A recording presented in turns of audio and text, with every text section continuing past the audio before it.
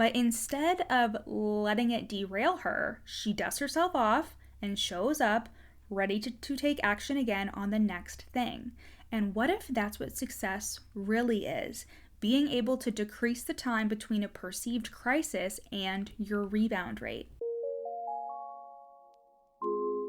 You're listening to the From Imposter to Empowered podcast. I'm your host, Jill Perrick, a business and mindset coach who specializes in imposter syndrome. If you feel like you're not as smart, capable, or worthy as you actually are, and that someone is going to find you out, then you've come to the right place. I went from being a struggling government worker, working my coaching business on the side, but feeling unworthy and burnt out, to making multiple six figures helping women overcome imposter syndrome so they too can sign clients, make bank, and have the business or career of their dreams. I am nothing special. I have a stuttering disability, ADHD, and I struggle with anxiety and depression. So if I can learn how to feel good enough and overcome my inner imposter, then so can you. Let's dig in. Hi. Welcome back to the From Imposter to Empowered podcast. I'm your host, Jill Perrick, and it is June 2023, you guys. And we are now halfway through the year. Can you believe it?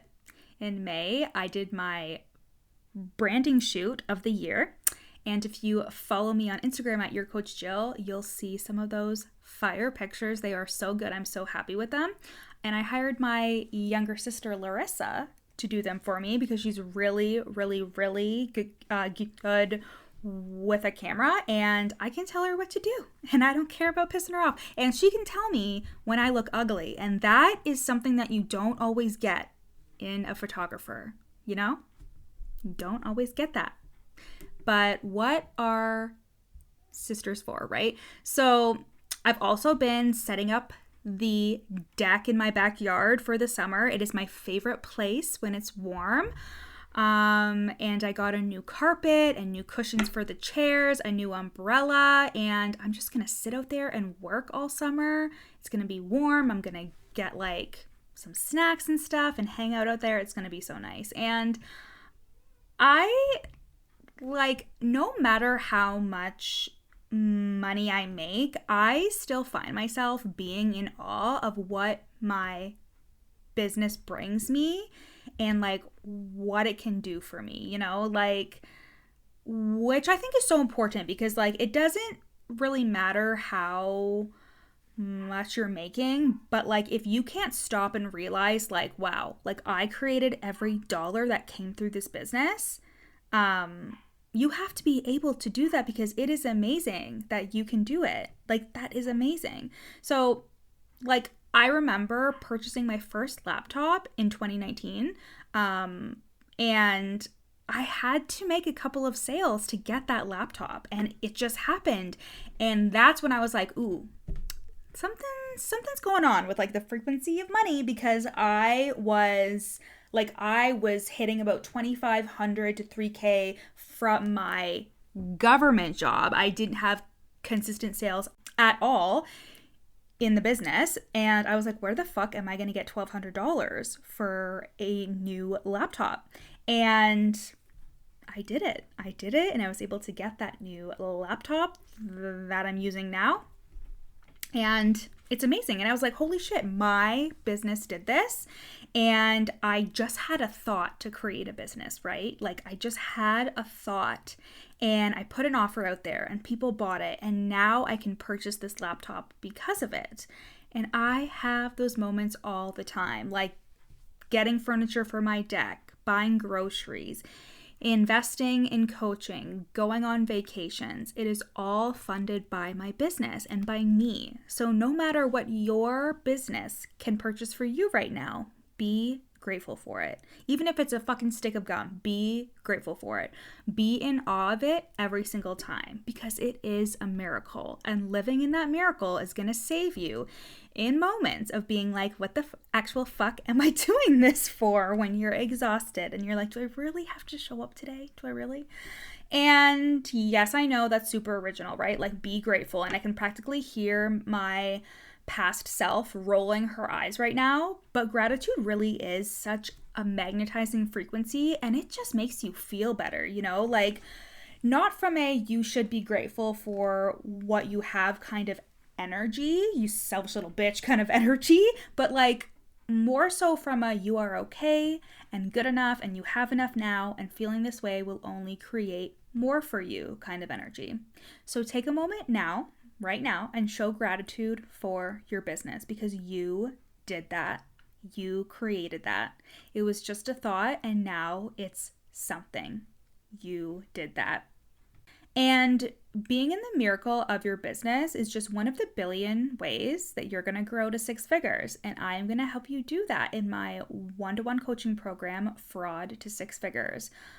My clients are coaches who want to work through their imposter syndrome, fear of success, and self-doubt so they can repeatedly sign clients and grow their coaching businesses to 6 figures with a 6-figure identity to match.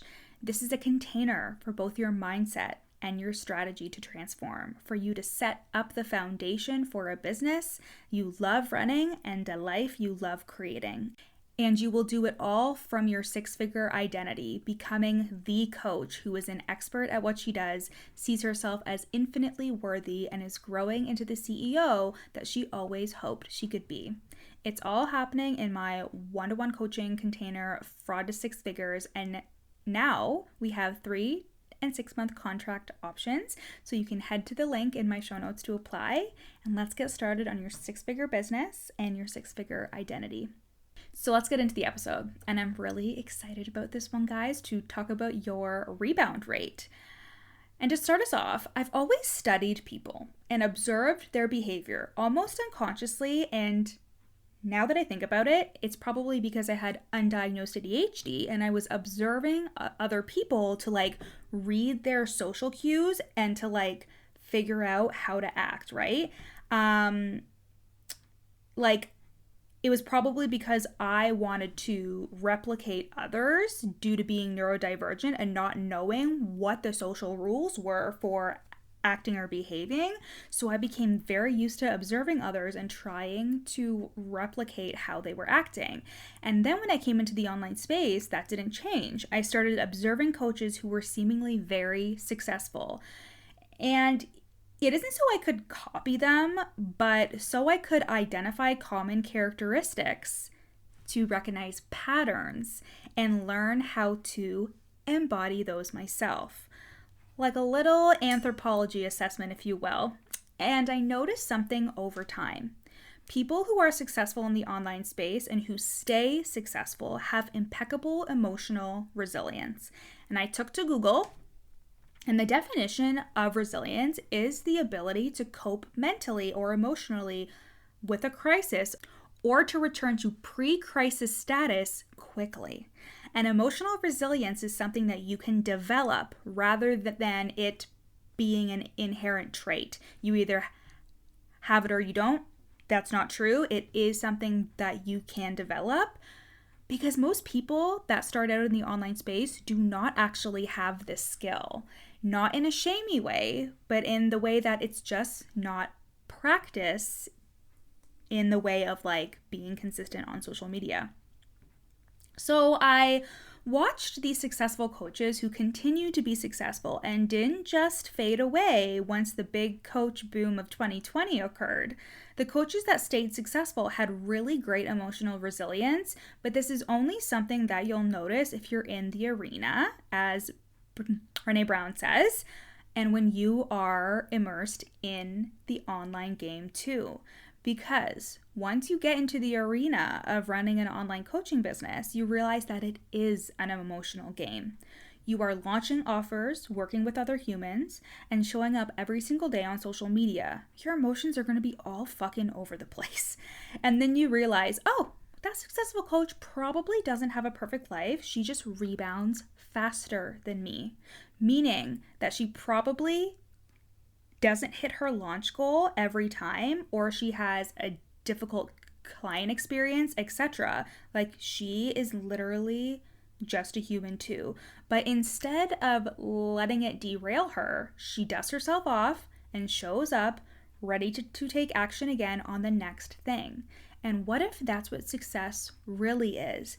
Being able to decrease the time between a perceived crisis and your rebound rate. I have grown my coaching business now to over 400,000. I have 13 one-to-one clients currently and about 7 group coaching clients. I've made thousands in online courses, group programs, and one-to-one coaching. So trust me when I say your rebound rate is everything, because nothing will ever go perfectly. The map is not the terrain, meaning that you may have a plan for growing your business and signing and working with clients, and that plan is definitely not going to include all the things that will come up along the way.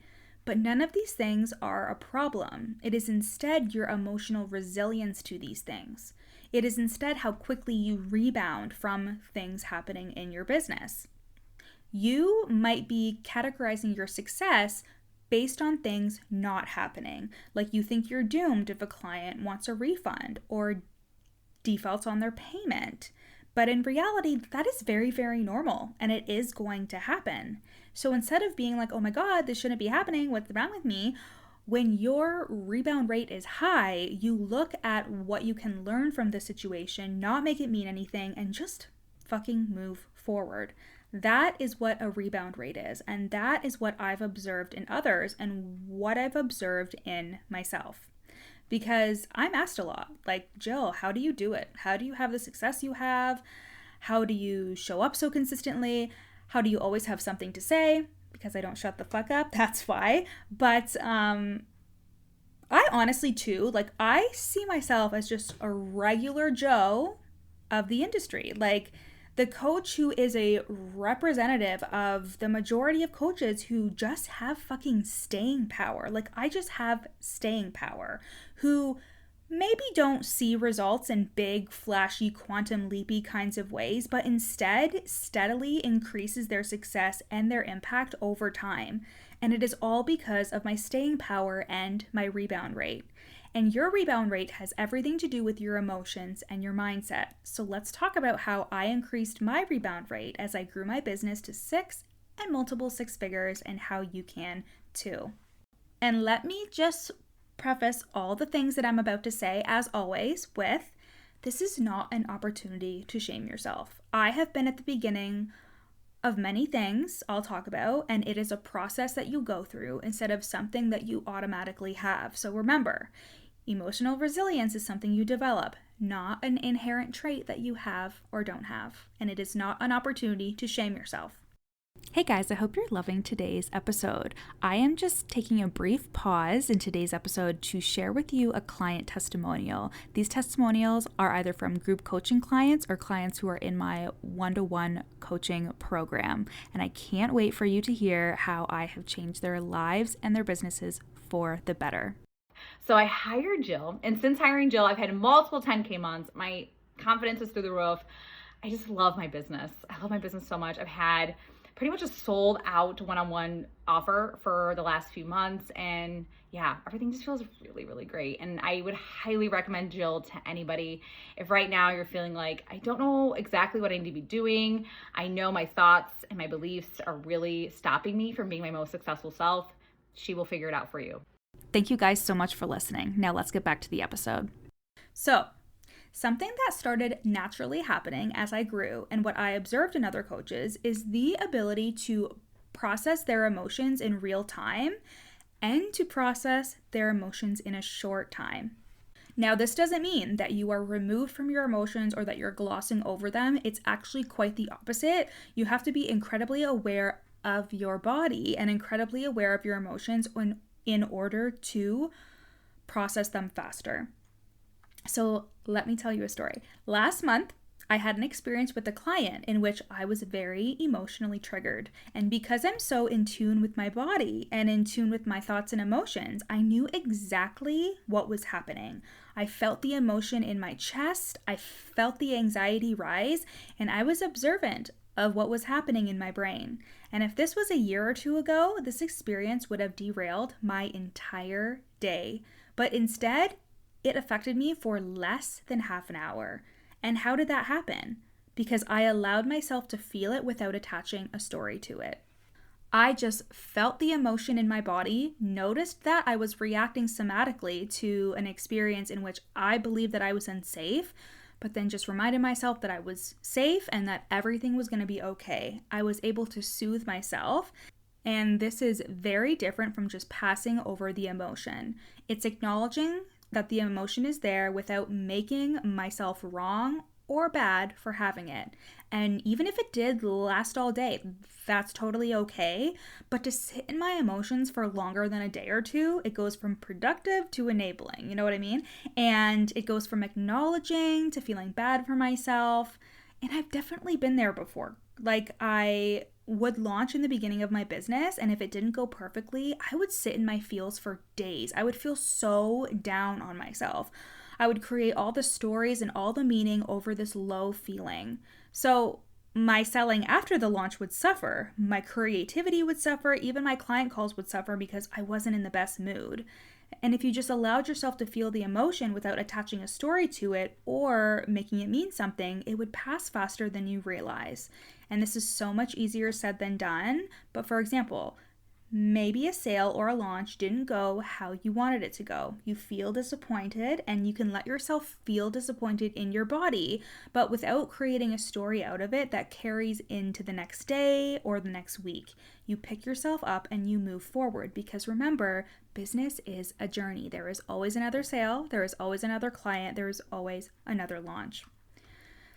And that leads me, I said this in my script, so this is perfect. And this leads me as to why this is so important, because your business is a journey, not a destination. A successful coach sees a launch as just a launch, a sale as just a sale, a client contract as just a client contract. There will always be another one. You are always growing and always moving, no matter how stagnant you think that you are. You are going to put your all into something, and the real work is continuing to put your all into it, even if things don't go 100% according to plan or to the expectations that you've created in your head. Your business is something that you'll always be working on, refining, and processing. Each destination will just be an opportunity to grow more and do more, and that's the exciting thing about it. You will not feel a certain way when you hit a goal, because you'll already be on to the next goal. Feel good now, feel content now, and then be committed to growing and learning and continuing to find your place in the industry as an impact-driven leader. So no matter what is happening right now, I promise you will be on to something else, and whatever this is, like whatever is happening right now for you, it won't last forever, good or bad. You will always be growing and changing in your business, and one launch, one sale, one client doesn't define you. Another way that you can increase your rebound rate is by assessing situations and experiences for improvement instead of attachment to your worth as a coach or a service provider or as a human being. Just like I mentioned, a launch is just a launch, and instead of attributing the lack of results or difficulties to your worth or just deducing it to the fact that you're not good enough, instead you assess where you can improve for next time, not only in your results, but your mindset, your thoughts. The same thing is with creating policies in your business. Things have to break down in order for you to implement what you need to implement. Like, I didn't have certain payment policies in my business until I had less than ideal client situations regarding payments. You can't possibly be prepared for everything, so seeing things breaking or happening in your business as an opportunity for growth and an opportunity for you to do better next time, rather than trying to stop it from happening, will really increase your rebound rate, because you're not attaching it to your worth and how good you are, or telling yourself that successful coaches don't deal with this kind of thing. That last part is really important. No matter how successful someone looks, trust that they have their fair share of bullshit that they're working through, whether that's with their own logistics in business, with their mindset, in their personal life, with their team. And it's such an indulgent story to tell yourself that other people have it all figured out and that things are perfect for them. It's indulgent because it allows you to indulge in your self-pity, and it allows you to project your unworthiness onto others. You're not in competition with anyone else. Everyone, and I mean everyone, has their own shit. And successful people just don't make it mean anything, and they let it be a foundation for improvement instead of an addition as to why they're not good enough. And lastly, your rebound rate will inevitably increase when you don't take things personally, which is, again, easier said than done, but stay with me. So many of our triggers and emotional reactions are coming from the child version of ourselves. Not feeling seen, heard, important, validated, liked, or loved. These are all going to manifest in our businesses in one way or another, because being seen, heard, important, validated, and liked or loved are most of the ways we identify if things are going well in our businesses. I was being coached last month around something where I said that the other person didn't think that something in the coaching container was important. And through being coached, I quickly realized that I was making it mean that I wasn't important. And that is something that I've always carried with me. And just the mere acknowledgement of that was enough for me to realize that what I was doing was making it mean something about me, and it was a wound from my inner child, and I could just let it go. It didn't have anything to do with my worthiness or me not being important, but that's what little Jilly was making it mean. And little Jilly is so valid, and I can acknowledge her without actually taking the situation at hand personally.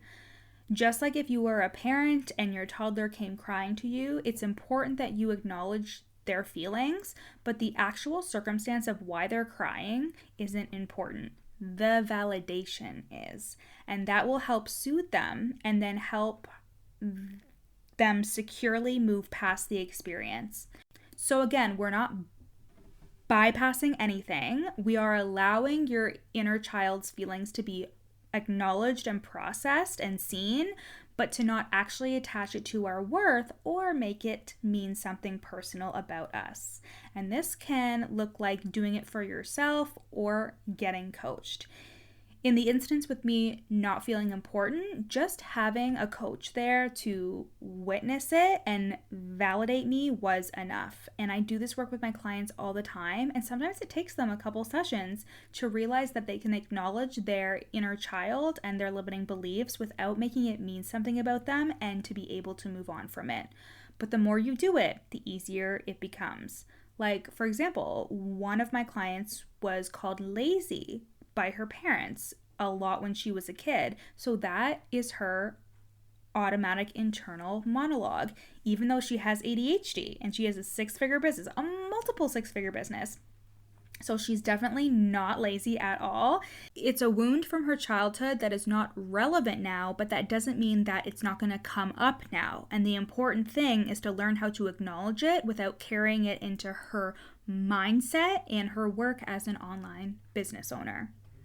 Your rebound rate will get better over time as you grow your business to six figures and beyond. And this is just one of the many things that my clients master in my one-to-one coaching container, Fraud to Six Figures. You'll learn how to sell your coaching more confidently than ever. You'll overcome the imposter syndrome, the fear of success, and the self-doubt that holds you back from stepping into your full power and full potential, and you will grow your coaching business to six figures. There are 3-month and 6-month contract options with payment plans and extended payment plans available for both. Head to the link in my show notes to apply before spaces are full. I love you, and I'll see you next week, my loves. Thanks so much for listening to the From Imposter to Empowered podcast. Head to the show notes to learn how you can work with me, where you can buy my best-selling book, You're Not Special, and how to get on my email list for free. Screenshot this episode and add it to your Instagram stories, tagging me at Your Coach Jill. See you next time.